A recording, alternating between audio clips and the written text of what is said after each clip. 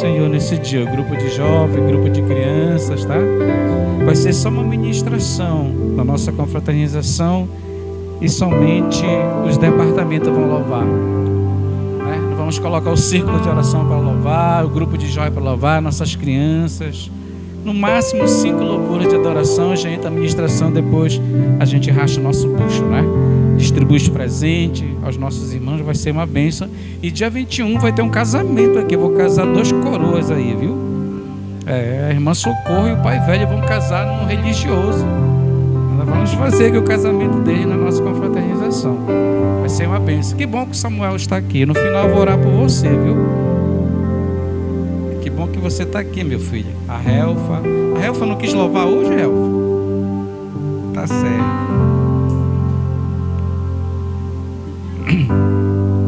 Ah, ela tá sem um óculos, né, Helfa? Ah, tá. Sem um óculos é complicado, que a letra fica toda tremida, né? Então vamos hoje fazer o capítulo 5, querido, de Atos dos Apóstolos.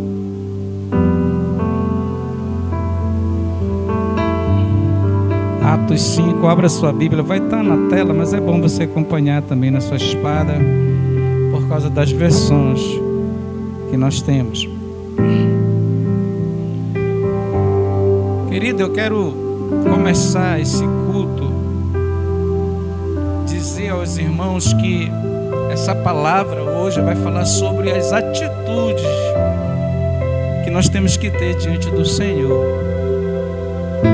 Isso é muito importante, querido. Por quê? Porque a Bíblia diz que de Deus ninguém zomba. Então tudo aquilo que a gente pensa, que a gente está fazendo, que Deus não está vendo, a gente se engana, Ele está vendo. E nessa palavra a gente vai ver que os nossos irmãos aqui, eles tomam uma atitude que nem precisava eles tomarem.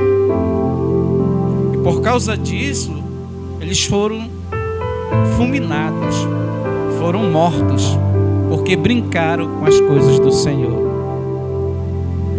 Então nós não devemos de maneira nenhuma, querido e querida, brincar com as coisas do Senhor. Porque as coisas de Deus são santas. As coisas de Deus é coisa séria, coisa fina.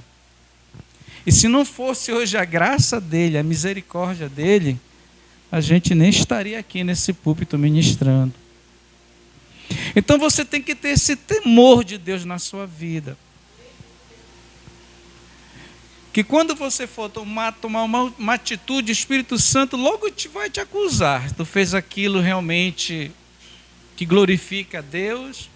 Ou tu fez aquilo pelo momento assim, espontâneo de ação, assim? Que muitas das vezes a gente age sem querer, né? A gente faz quando a gente já viu, a gente já fez. E aquilo traz consequências perigosas para a nossa vida espiritual.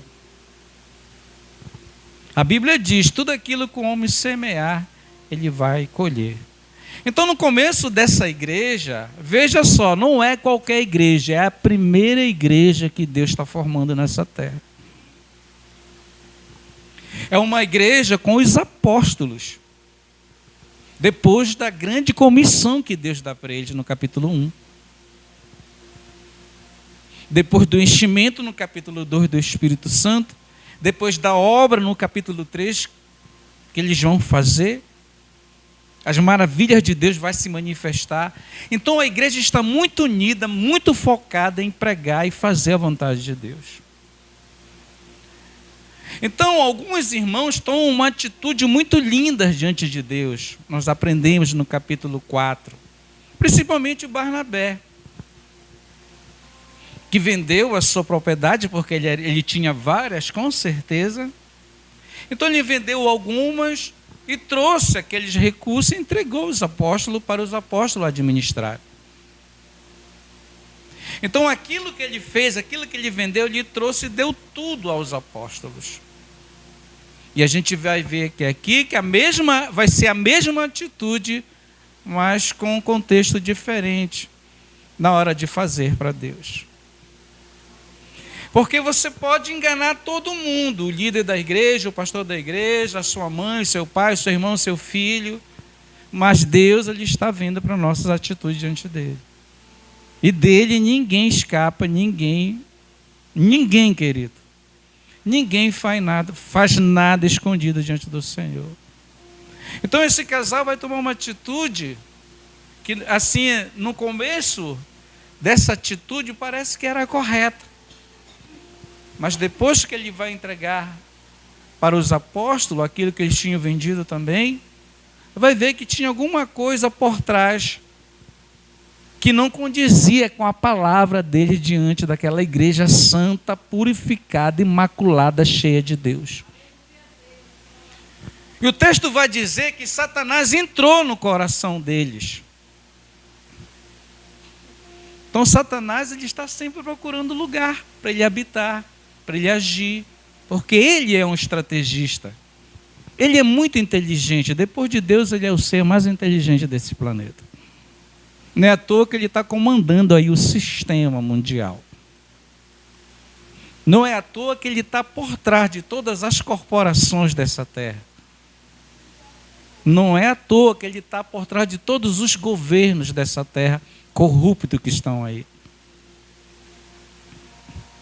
Então eu aprendo que quando eu vou fazer algo, querido, que você quer pedir a direção de Deus, Deus nem te força, querido. A gente vai aprender aqui que Deus nem te força tu fazer aquilo que tu não queres. Mas que se tu for fazer, faça com excelência para Deus. Não faça por fazer, que Deus não vai receber. Então aqui eles vão pagar com a vida deles, porque eles usaram de má fé ali com aquela igreja santa separada. O diabo entrou nos corações deles para que eles fossem fazer coisas erradas perante Deus. E Deus fulminou, e Deus matou na hora os dois. Porque, meu amado irmão, o dom que Deus deu àquela igreja, colocou aquela igreja, a igreja estava crescendo demais. Aqui já era mais de 5.000 almas. E a igreja estava se espalhando em meio de perseguição. E vamos ver. A gente vai até o versículo 16 hoje, tá? Nós vamos do 5 ao 16. Atos dos Apóstolos. Esse casal tomou essa atitude errada diante de Deus, que nem precisava, porque era deles a propriedade, querido. Só que a ganância pelo dinheiro, meu irmão, o poder não é para qualquer pessoa. Poder não é para qualquer pessoa. Às vezes a pessoa, eu quero ser um grande empresário. Aí Deus coloca o cara lá no patamar lá em cima. E quando ele chega lá, ele começa a fazer coisa errada. Ele começa a pegar lambada de Jeová.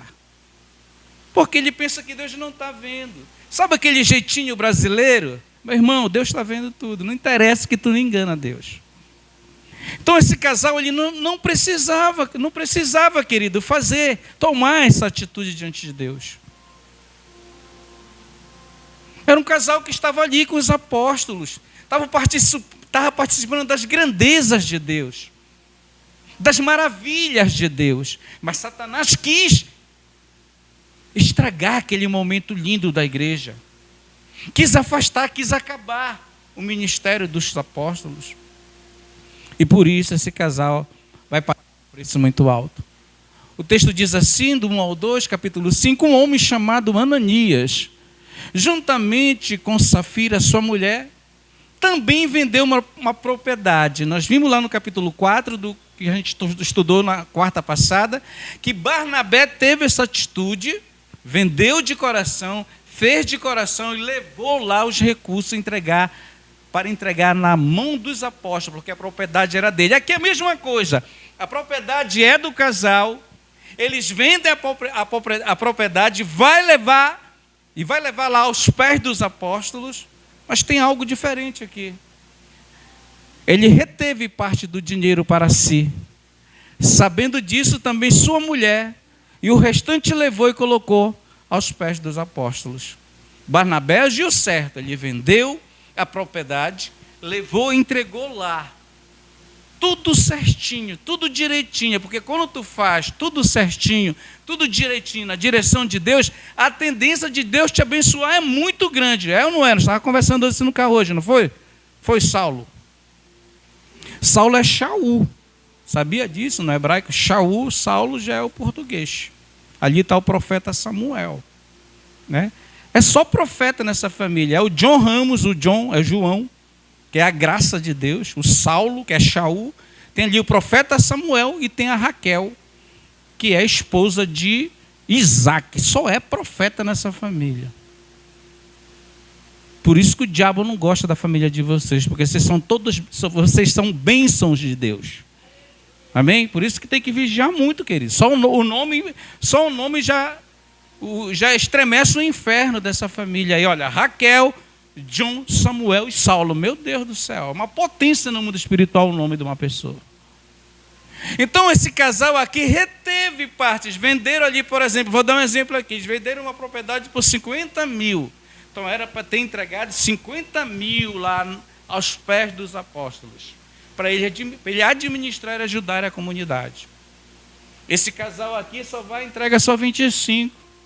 Já fica, acho que na hora que eles venderam, viram o dinheiro, o recurso, voltaram atrás. Não, bora tirar essa parte aqui. A gente vai entregar para homem mesmo, né? Só que Deus lá do céu está vendo tudo. Deus diz lá no céu que até o fio da nossa cabeça Ele sabe de cada um. Os olhos do Senhor estão sobre todos os moradores dessa terra, o salmista fala. Ele reteve parte do dinheiro para si, sabendo disso, também sua mulher concordando com a coisa errada, com a atitude errada do marido dela, que a gente não deve concordar com coisa errada da minha mulher, nem minha mulher com as minhas atitudes. Se a minha esposa aqui tomar uma atitude que eu não concordo, eu chamo a atenção dela, e ela justamente a mesma coisa comigo. Quando eu quero fazer algo assim, ela logo fala comigo: ei, não, mas tem que ser assim. Agora a mulher concordar, ou o homem, vice-versa, concordar com a atitude errada um do outro, vai trazer prejuízo para os dois no mundo espiritual. Por quê, querido? Porque nós somos separados desse mundo. Olha o que o texto vai dizer. Então perguntou Pedro: Ananias, como você permitiu que Satanás enchesse o seu coração a ponto de você mentir ao Espírito Santo e guardar para si uma parte do dinheiro que você recebeu pela propriedade que era dele? Era dele, querido. Ele nem precisava fazer isso. Ele nem precisava mais. Olha só, Satanás encheu o coração dele. Quando ele viu o recurso, quando ele viu o dinheiro, ele falou: não vou dar mais isso. Não vou mais fazer isso para Deus, não vou mais cumprir, vou dar só metade mesmo. Bora ficar com essa metade para cá. Meu irmão, você não prestou atenção no texto? Então perguntou Pedro. Como era que Pedro sabia disso? Deus falou para Pedro, querido. Aqui ninguém engana ninguém aí no ministério desse. Se é nos dias de hoje, meu Deus do céu. Só Jesus para ter misericórdia. Então perguntou Pedro: Ananias, como você permitiu que Satanás entrasse no seu coração? Não permita, querido. Não permita e não dê brecha ao inimigo, viu? É a palavra de Deus para nós nessa noite. Ela não lhe pertencia, a propriedade não era dele, o negócio não era dele. E depois de vendida, o dinheiro não estava em seu poder. Você vendeu, o dinheiro é seu, tudo é seu. Você nem precisava disso. O que levou a pensar em fazer tal coisa? Você não mentiu para mim, Pedro, você mentiu para Deus. Nós temos que ter essa consciência. Você lembra quando Paulo estava perseguindo a igreja? Nós vamos estudar no capítulo 9. Quem era que ele estava perseguindo, que Jesus falou para ele? Ele estava perseguindo, era Deus. Ele estava perseguindo a igreja de Cristo. A mesma coisa aqui, querido. O que levou você a tomar tal atitude? Por que você mentiu? Mentiu ao Espírito Santo de Deus. Depois de toda aquela maravilha que Deus fez, descendo o poder sobre eles.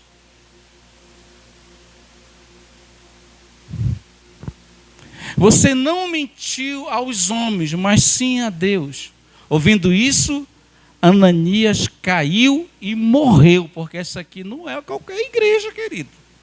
É a igreja dos apóstolos. Os caras estão cheios do poder de Deus. Tu acha que Deus ia deixar passar? Tu acha que Deus ia deixar essa igreja ser envergonhada ali, quando ela estava nascendo, o berço do cristianismo?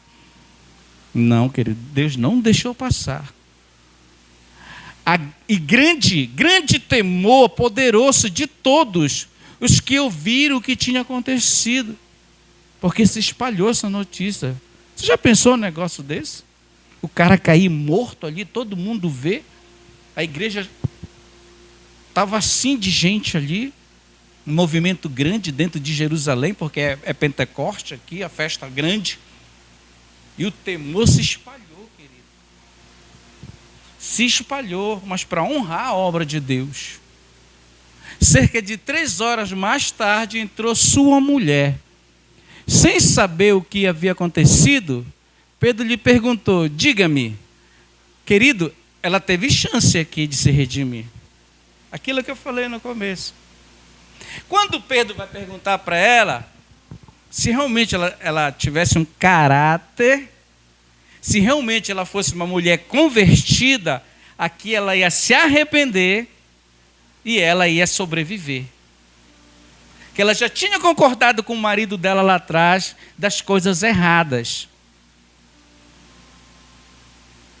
Aqui eu não faço coisa séria, eu não faço sem chamar minha mulher e conversar com ela. Porque o casal tem que estar em harmonia, a família tem que estar em concordância para Deus abençoar. Aí o cara quer uma coisa, a mulher quer outra, Deus não vai abençoar. Em reino dividido, Deus não opera. Não interessa que Deus não opera, querido. Deus só opera se tiver em unidade. Cerca de 3 horas mais tarde, entrou a sua mulher, sem saber o que havia acontecido.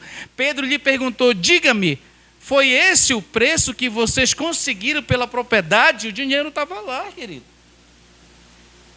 Ela respondeu: sim, foi esse mesmo. Olha a oportunidade que ela teve. Pedro lhe disse: por que vocês entraram em acordo? Por que vocês entraram em acordo para tentar o Espírito Santo de Deus? Para fazer coisas que o Senhor não ia se agradar. Por que vocês entraram em acordo para tentar o Espírito do Senhor? Veja, então a porta dos pés dos que sepultaram seu marido, e eles a levarão também. Palavra profética, querido.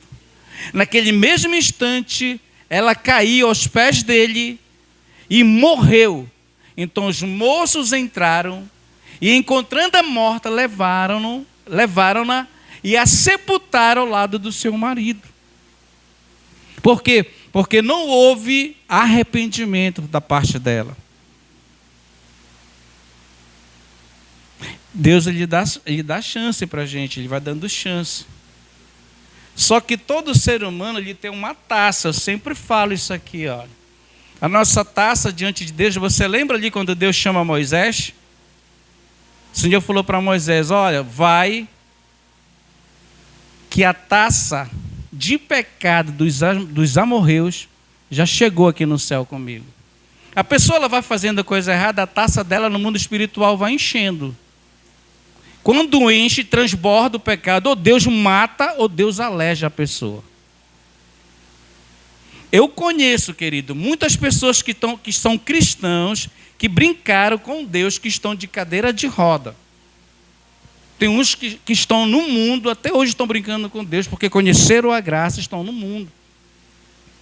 Sabe o que eu quero te dizer? Não brinque com o Senhor. Quando você errar, peça perdão, se arrependa. Deus ama o pecador que se arrepende. E Deus me cobra muito. Quando eu vou fazer coisa errada, o Espírito, epa, conserta logo, puxa logo a minha orelha. Por quê? Por causa do nosso testemunho, querido. Por causa do nosso testemunho, olha. Então os moços entraram, encontrando a morta, levaram-no e a sepultaram ao lado do seu marido. Acabou. Acabou a vida daquele casal, porque eles fizeram algo muito forte diante da igreja. E grande temor apoderou-se de toda a igreja e de todos que ouviram falar desse acontecimento. As pessoas ficaram com temor, não, agora vamos agir. E depois que esse mal foi revisto, depois que esse mal foi limpo diante da igreja, Deus agora vai fazer o quê? Deus agora vai fazer sinal, prodígio e maravilha de novo no meio do povo. Porque precisava tirar aquilo ali, aquela maçã podre que estava ali, dentro da igreja do Senhor, que Satanás é assim, ele faz de tudo para destruir o povo de Deus. Ele faz de tudo para destruir a nossa família, ele faz de tudo para que a gente não esteja aqui. Ele vai trabalhando, e se você dá brecha, meu irmão, ele entra como um leão rugindo, querendo te tragar, querendo te destruir. Depois de tudo isso, vai acontecer as maravilhas. Deus vai operar na igreja. Já vamos terminar, vamos até o capítulo, até o versículo 16.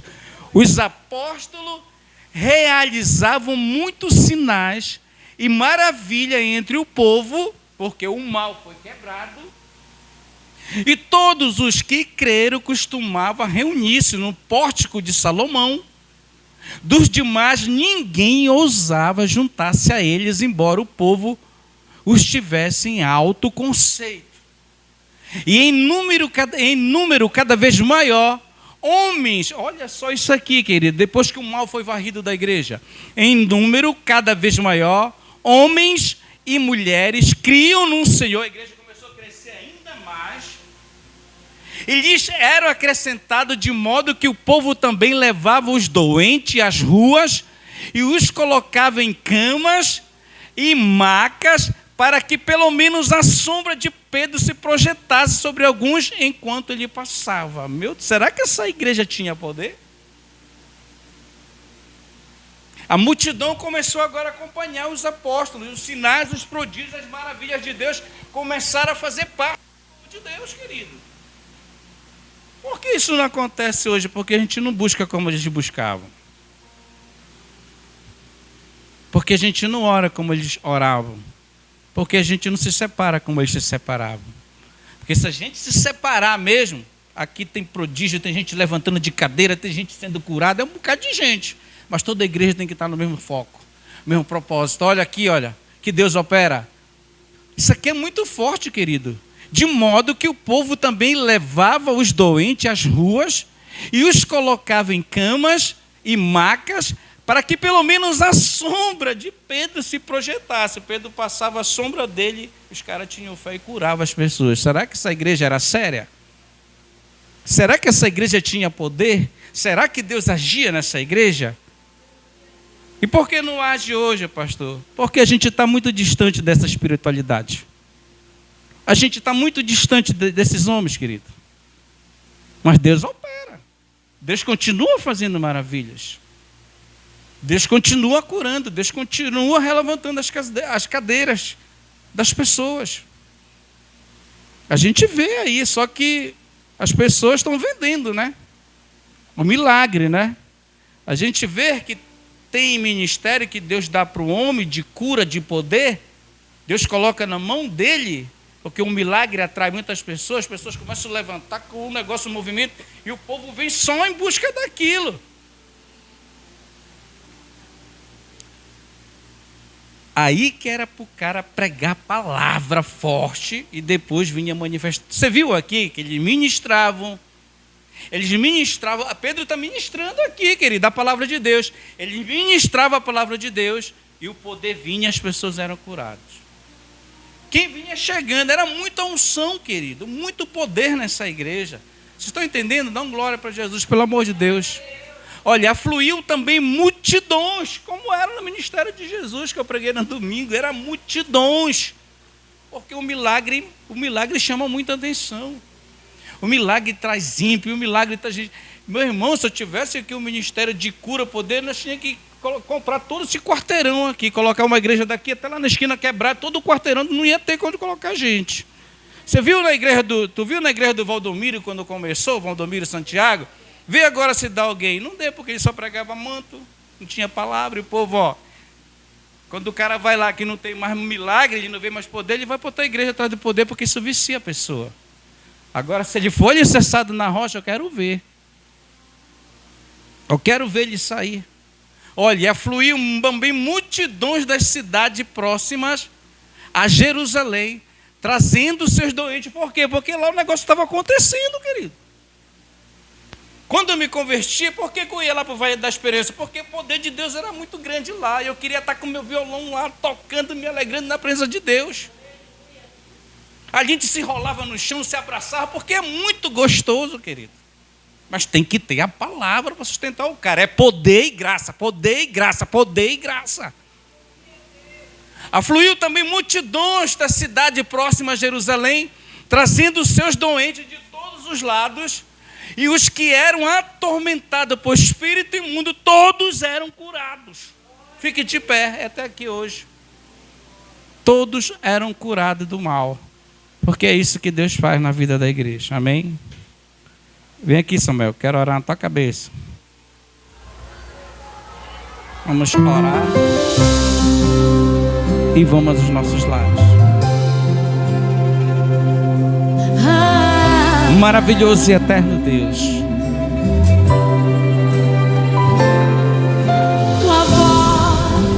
Te agradecemos, Pai, pela tua palavra nessa noite. Te agradecemos, meu Pai, pela tua palavra nessa noite. Somos gratos a ti nessa noite, porque tu és um Deus santo e poderoso. E ninguém nessa terra, Senhor, e ninguém, nem um ser humano nessa terra, tem o poder, Deus, de fazer algo no escondido sem que tu saiba. É cheia de majestade. Por isso nessa noite, Senhor, tu venha nos dar um abraço do teu perdão.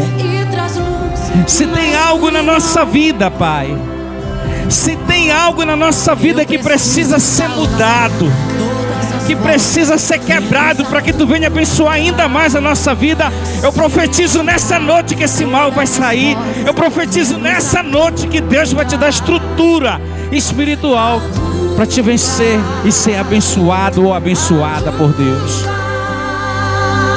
Nessa noite, Senhor Jesus, capacita ainda mais a tua igreja, para que venhamos, Senhor, nessa aplicação nessa noite, colocar as nossas atitudes, Senhor, diante de ti, diante da tua direção, sem ganância, sem querer crescer o olho, Senhor, porque isso não te agrada. Tu é o Deus que sabe todas as coisas, Pai. Tu é o Deus que conhece o oculto, o profundo. Tu é o Deus que conhece o passado, o presente, o futuro. Tu é o Deus poderoso e santo de Israel. Ninguém zomba de ti. Ninguém, Senhor, ninguém. O homem não tem essa autoridade. Quando tu queres abater, tu abates.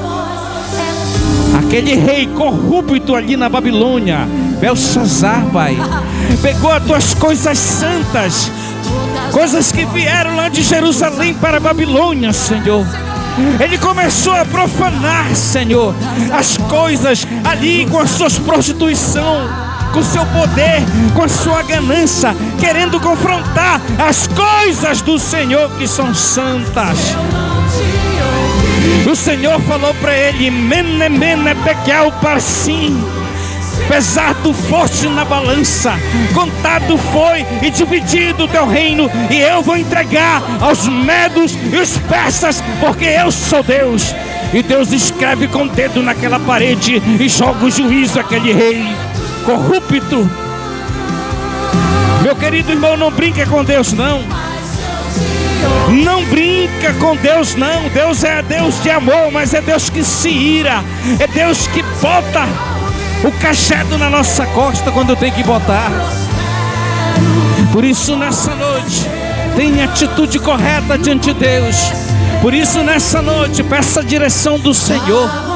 Quando você quiser fazer algo grande, uma coisa séria, peça a orientação de Deus. Não vá na emoção, não vá com o coração, vá na direção do Espírito Santo de Deus, para que Deus venha te abençoar.